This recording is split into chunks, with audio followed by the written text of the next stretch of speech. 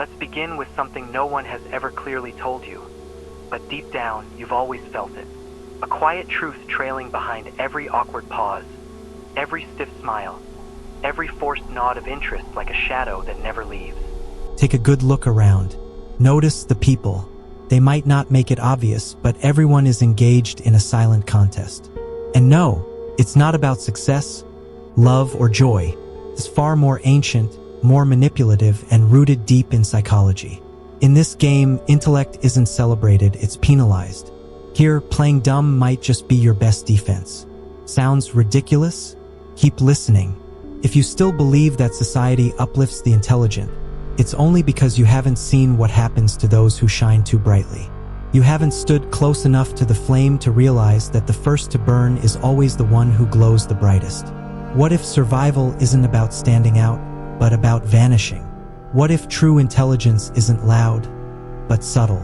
What if the wise don't lead with words, but with their absence? What if their power lies not in being seen, but in being underestimated? Welcome to the hidden layer of intellect, where clumsiness is a mask, where idiocy is armor, where appearing foolish is as precise as a scalpel. So tell me, why do you strive to appear clever? Why does your ego crave validation like a drug? Every correction, every last word, every attempt to demonstrate how much you know, what are you protecting? Here's the harsh truth. Society doesn't reward brilliance. It punishes it. The one who understands too deeply becomes a threat. The one who fits too well is pushed aside. The one who exposes the game becomes the next target. Think that's paranoid? Then look closer. In meetings, notice who holds the power. It's not the loudest voice, but the quietest presence. In groups, it's often the fool who gains the most. In relationships, the one who reveals the least holds the upper hand. Why is that? Because in this world, it's not about shouting to win. It's about knowing when to stay silent. It's not knowledge that pushes you forward. It's the appearance of ignorance. The survivor is rarely the brightest. It's the one who plays the part best. See it now? This isn't about discarding your intelligence. It's about shielding it, not placing it on display for a world eager to rip it apart.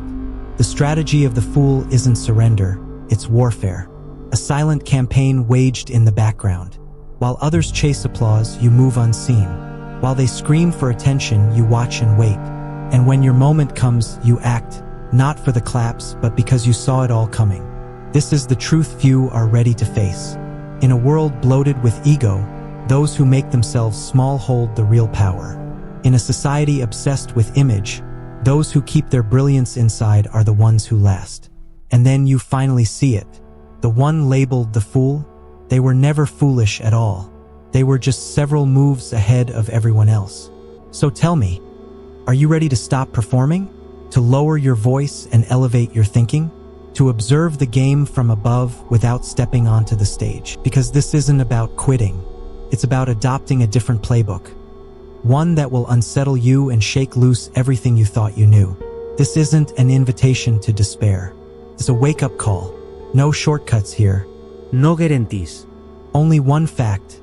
The world distrusts those who no longer chase its approval. And you, if you're ready, will become that kind of person. But first, there's something you must let go of. Your need to be understood.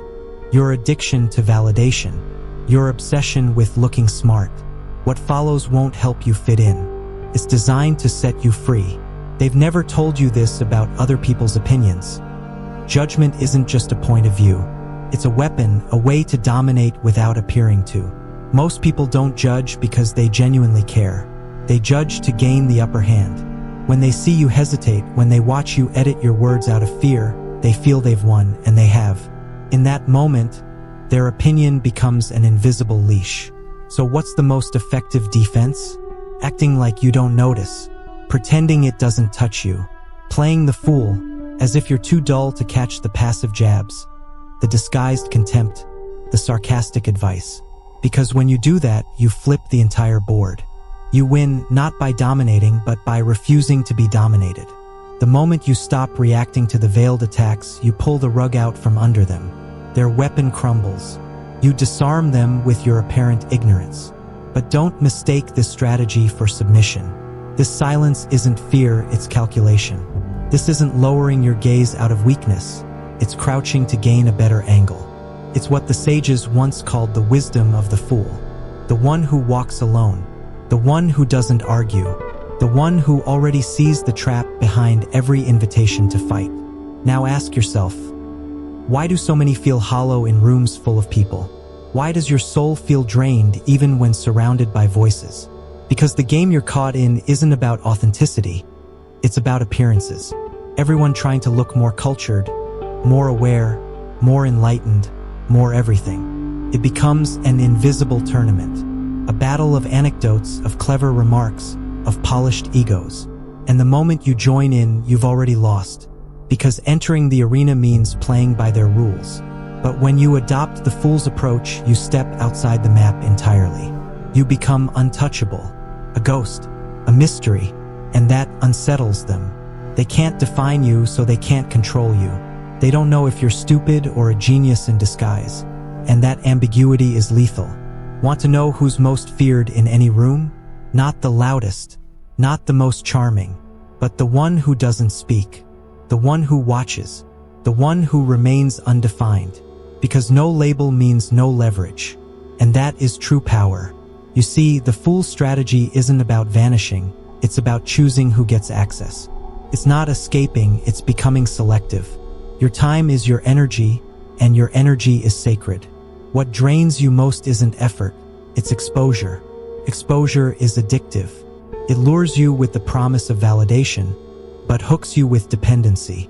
And once you're hooked, they have you. That's why society urges you to constantly share, speak, explain, so you lose control. Because the more predictable you become, the easier you are to manipulate. But the one who withholds, who remains enigmatic, that person is respected. That's the genius of the fool. The disguise becomes your shield, like a virus no one can detect.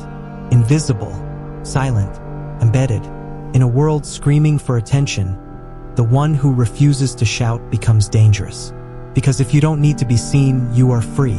Let's dig deeper. Notice how people rush to fill silence. They avoid it like a plague. Why? Because in silence, they hear themselves, and most can't stand what's inside. But you've learned to expand within that silence, to live there, to become invisible right in plain view. The strategy isn't just about saying less. It's about choosing the right moment to speak, and even more powerfully, knowing when to stay silent. Here's a hard truth. Silence isn't surrender. Silence is a filter, a weapon, a slow-burning fuse that detonates only when the time is right. While others exhaust themselves with noise, you conserve. While they compete for spotlight, you gather strength. And when the chaos dies down, you're still standing, because you never played their game. You were the fool, except you weren't. And here's the twist. Once you truly grasp this, you'll start seeing everything differently. You'll sense the desperation behind the witty remarks, the emptiness behind the forced laughs, the insecurity behind the arrogant smiles. And you'll understand, most don't want respect, they crave attention. Most don't seek truth, they seek validation. But you've moved beyond that. You now see the fool's strategy for what it really is. Not a disguise, but protection. So the next time they call you dumb for staying quiet, for not reacting, for not showing off, smile. You're doing exactly what you should. Because those who make the most noise are the ones running from fear. And you don't run anymore. You don't compete. You don't burn out. Because you've chosen a different path. The one where you know too much to ever need to prove it. That's where your true power begins. Still here? Good. That means something within you has cracked. Some old beliefs are starting to fall apart. That's a very good sign. Because what comes next isn't for everyone. It's only for those brave enough to fall apart completely and rebuild from scratch. So let me ask you one final thing. Who would you be if you didn't feel the need to prove anything? Don't answer quickly. Don't analyze it. Just let it sink in. Who would you become if no one was watching? If there were no imagined audience judging your every move? If you were free from the burden of looking wise, correct, or admirable, who would you be then? Maybe you'd be slower, clumsier. Maybe you'd be more free. Maybe you'd be more you. Here's the irony nobody wants to admit. Most people spend their lives chasing approval that never arrives. They use perfect phrases, curated achievements, ideal masks, and the more they win in the world's eyes, the more they lose themselves. The real fool isn't the one pretending not to know. It's the one who thinks they have to be flawless to be worthy. That's the real idiocy, self-editing into emptiness. But are you ready to stop being that kind of fool? And become the other kind, the one so aware they no longer need to appear awake.